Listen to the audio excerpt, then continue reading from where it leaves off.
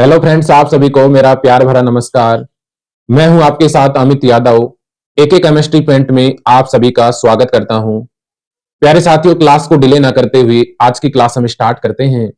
और हमारा जो लास्ट टॉपिक चल रहा था वो था गैसीय स्टेट। और गैसीय स्टेट में भी हम गैस के नियम पढ़ रहे थे, गैस के लॉ पढ़ रहे थे। और गैस के लॉ में हमने बॉयल का नियम, चार्ल्स का नियम, आवोगाद्रो नियम, इनको डिस्कस कर लिया था। आज हम नेक्स्ट गैस का नियम डिस्कस करेंगे। और नेक्स्ट गैस का जो नियम है प्यारे साथियों, वो है आपका ग्राहम का विसरण नियम। ग्राहम का विसरण नियम क्लियर है? तो प्यारे साथियों, ग्राहम का जो विसरण नियम है इसको इंग्लिश में कहा जाता है Graham Graham diffusion law.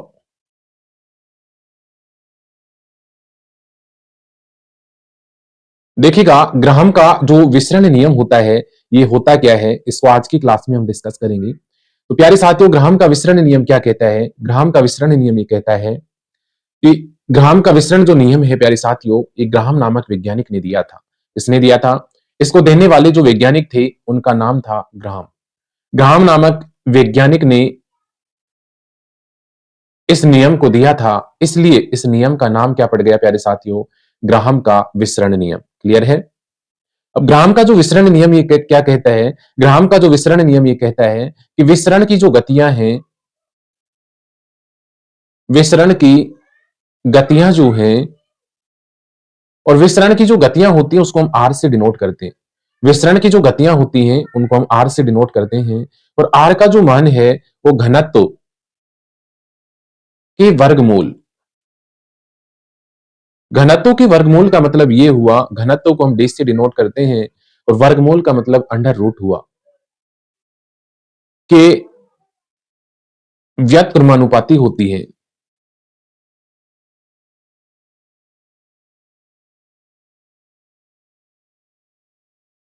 Clear है? तो गैसों के विसरण की जो गतियां हैं प्यारे साथियों, गैसों के विसरण की जो गतियां हैं और विसरण की गतियों को हम आर से डिनोट करते हैं। आर का जो मान है वो घनत्व की वर्गमूल अंडर रूट डी की व्युत्क्रमानुपाती होता है। क्लियर है यहां तक? तो इसका मैथमेटिकल जो रूप है उसमें हम आप किस प्रकार से लिखेंगे, तो इसे ही क्या कहा जाता है? ग्राहम डिफ्यूजन लॉ कहा जाता है। तो यहां से आप लिख सकते हैं आर का जो मान होगा वो इनवर्सनली प्रोपोर्शनल होगा 1/√d। ये आपका इक्वेशन नंबर 1 हो गया प्यारे साथियों। क्लियर है यहां तक?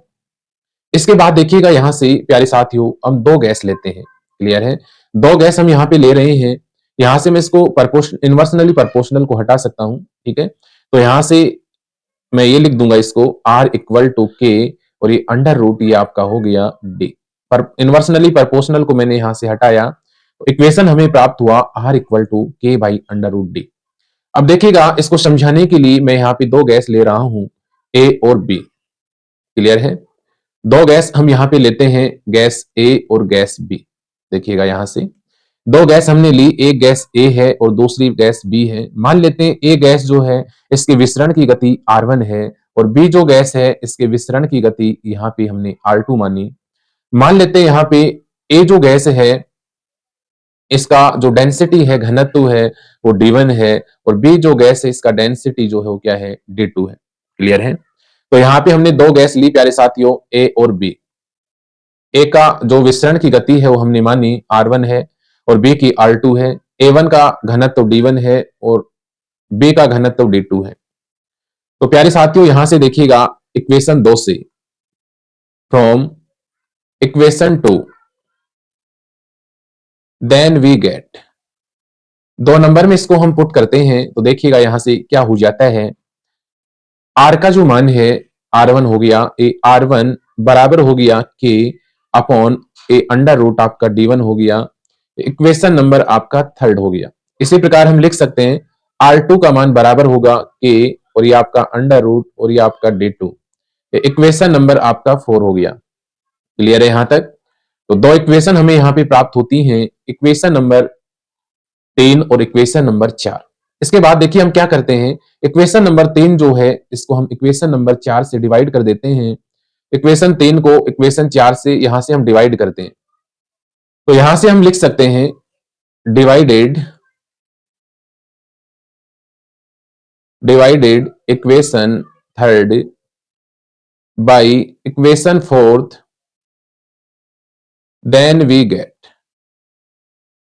इक्वेशन थर्ड को फोर्थ से हम डिवाइड करते हैं तो यहां से हमें इक्वेशन प्राप्त होती है। तो इक्वेशन हमें क्या प्राप्त होती है, यहां से हम लिख सकते हैं R1 बाई R2 बराबर होगा, यहां से के से के कैंसिल हो जाएगा, के बाई के हो गया, और यहां से ऊपर अंडर रूट D2 और ये बाई अंडर रूट आपका D1 हुआ। क्लियर है यहां तक। इसके बाद में देखिएगा यहां से क्या कैंसिल हो रहा है, के से के यहां पे कैंसिल हो गया प्यारे साथियों। यहां से इस इक्वेशन को मैं लिख सकता हूं, इस इक्वेशन को यहां से लिख सकते हैं R1 बाई R2 का जो मान है वो बराबर होगा अंडर रूट D2 और ये बाई D1। ये इक्वेशन नंबर आपका 5 नंबर हो गया। तो यहां से R1 बाई R2 का जो मान है वो बराबर हमें प्राप्त हुआ under root D2 by D1। इसी को कौन सा इक्वेशन कहा जाता है, ग्राम्स डिफ्यूजन लॉ कहा जाता है।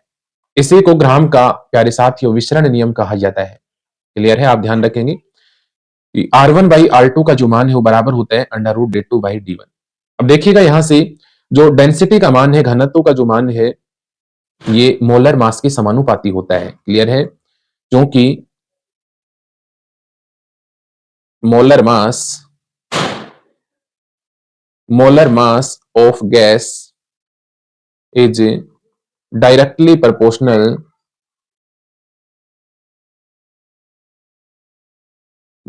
proportional to the density. तो यहां से हम जो D है उसको M से रिप्लेस कर सकते हैं। D को M से यहां पे आप रिप्लेस करेंगे तो यहां से देखिएगा इक्वेशन नंबर जो 5 है इसको मैं इस प्रकार से रिटर्न कर सकता हूं, R1 बाई R2 का जो मान है वो बराबर होगा अंडर रूट ये आपका M2 और ये बाई M1।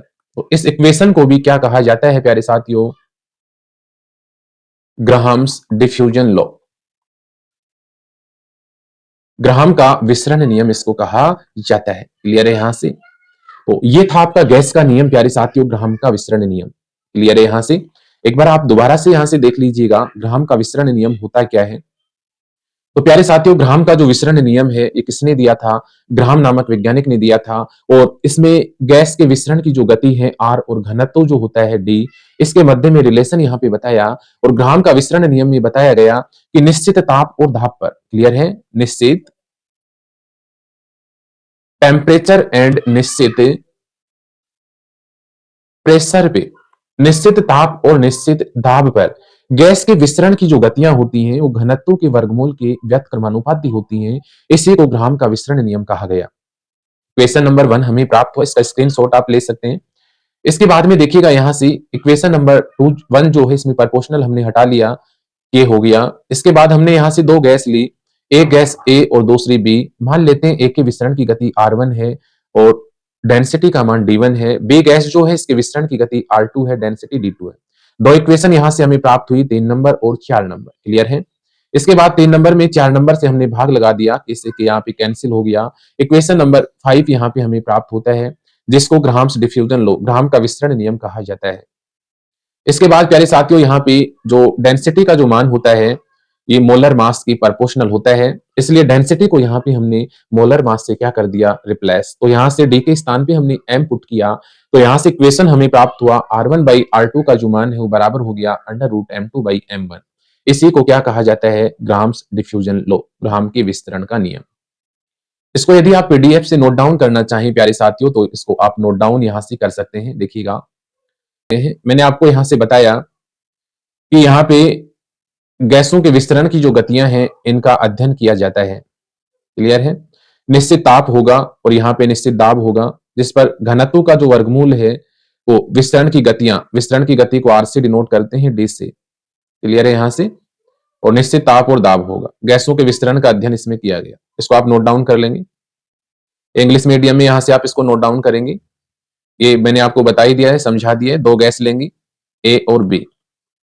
ए के विस्तरण की गति R1 है, बी की R2 है। ए का जो डेंसिटी है D1 है, बी का डेंसिटी D2 है। पुट करेंगे, दो इक्वेशन यहां से हमें प्राप्त होंगी, ये होगी। इसमें हमने डिवाइड कर दिया है, इक्वेशन ये हमें प्राप्त हुआ। इसके बाद मैंने आपको बताया कि घनत्व का जो मान है वो अणुभार के समानुपाती होता है, मोलर मास की। इसलिए घनत्व जो है वो m से रिप्लेस हो जाता है। तो d के स्थान पे m यहाँ पे हम पुट कर सकते हैं। तो यहाँ से हमें इक्वेशन प्राप्त होगा। इस गैसों का विसरण नियम कहते हैं। क्लियर है यहाँ तक? तो प्यारे साथियों, ये था आज का हमारा टॉपिक, गैसों का विसरण नियम और ग्राम्स डिफ्यूजन लॉ। क्लियर है? तो प्यारे साथियों, क्लास आपको कैसी लग रही है कमेंट करना आप ना भूलें। कमेंट यहाँ पे आप जरूर करें। और प्यारे साथियों, जिन्होंने चैनल को सब्सक्राइब कर दिया है उनका मैं बहुत बहुत धन्यवाद करता हूं। और जो प्यारे साथी इस चैनल पे पहली बार विजिट कर रहे हैं उनका भी मैं स्वागत करता हूं। आप भी चैनल को सब्सक्राइब करें, बेल आइकन को प्रेस करें, जिससे इसी प्रकार का कंटेंट आपको प्राप्त होता रहे। आपका बहुत बहुत धन्यवाद और आभार। Thank you all of you.